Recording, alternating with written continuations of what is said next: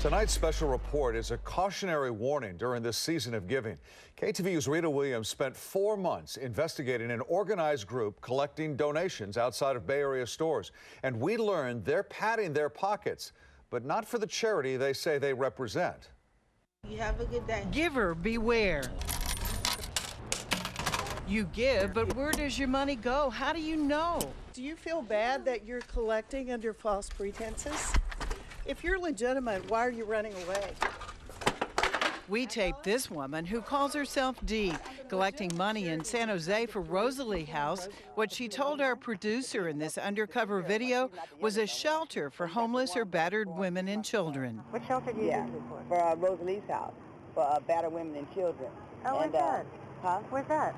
It's in Santa Clara County. She's conning people. She's a con artist, and people are thinking they're giving money to a worthy cause. That's why this shopper contacted us.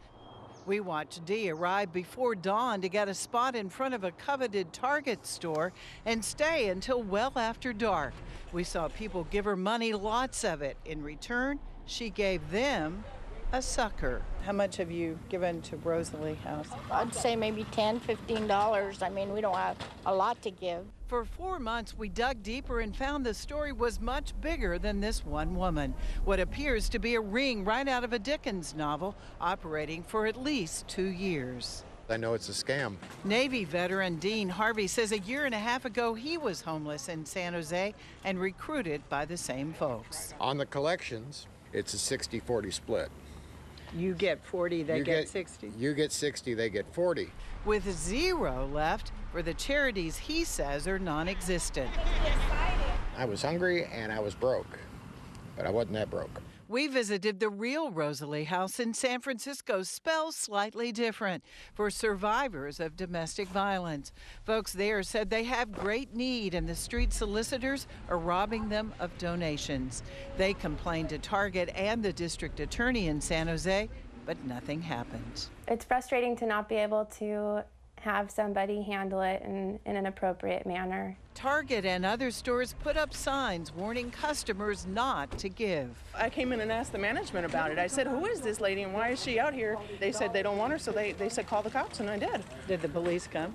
No. San Jose police spokesman Albert Morales used to work in fraud. He says the unit's gone from 8 to 2 detectives investigating 4,600 cases a year. You know what, I spent probably the most amount of hours on a fraud case, only to come to find out that the punishment they received was far less than some violent criminal received.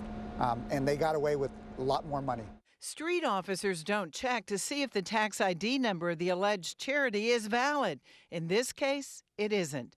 The number is for a city business license you get online. The person who runs the office told us the information you submit, even your name, is not verified.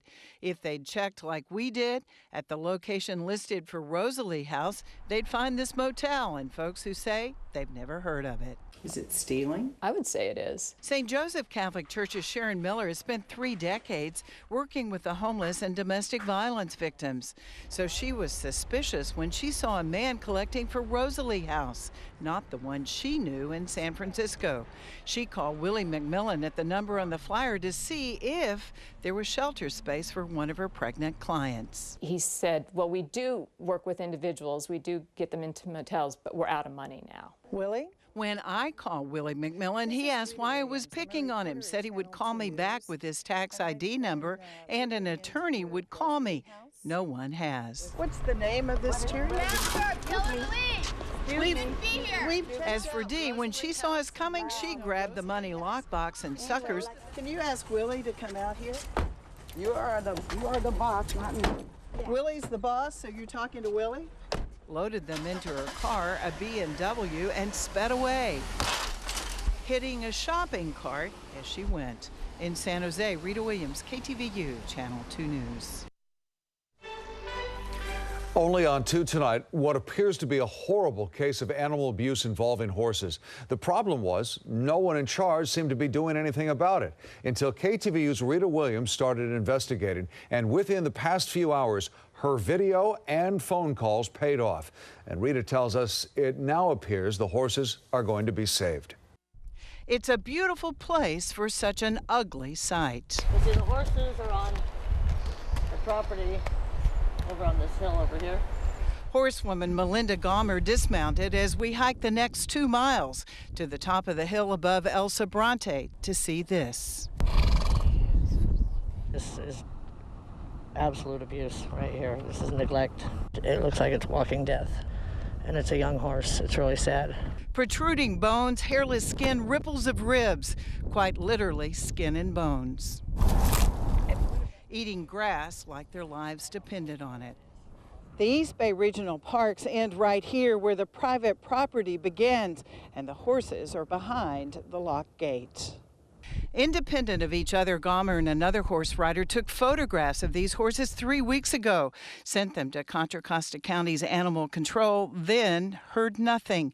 She even contacted a horse shelter in Oroville that agreed to rescue the horses. Looking at the pictures, its director told me by phone today the horses are dying. They're in a critical state. They are starving. They probably have a huge parasite load. We're hoping to get them some help. An animal control officer hung up on us today. It took a call to a county supervisor to get the director aware of the situation. Late this evening, 3 weeks after first being alerted to the horses, animal control officers and a veterinarian finally entered the locked gates. And tonight, the animal control director told us they seized 3 horses and will be back tomorrow for a 4th. They're also looking at possible animal neglect charges against the owner. In El Sobrante, Rita Williams, KTVU, Channel 2 News. One of the most hotly debated issues on the upcoming November ballot is whether California should abolish the death penalty. KTVU's Rita Williams actually witnessed an execution at San Quentin back in 1993. And in tonight's special report tells us whether you're for or against the death penalty, the fact is most inmates on death row will likely die of natural causes. Look at these pictures of some of the worst, names synonymous with fear, terror, evil. Serial killers such as the Night Stalker Richard Ramirez, Charles Ng, he killed 11. The Trailside Killer David Carpenter, Speed Freak Killer Wesley Shermantine. Remember Ramon Salcido, his 7 victims included his wife and 2 daughters. Scott Peterson, Richard Allen Davis, killer of 12-year-old Polly Klaas, the Helzer brothers, and the rape, torture, and murder duo Michelle Michaud and James DeVeggio. A reminder of just a few of the people now on California's death row.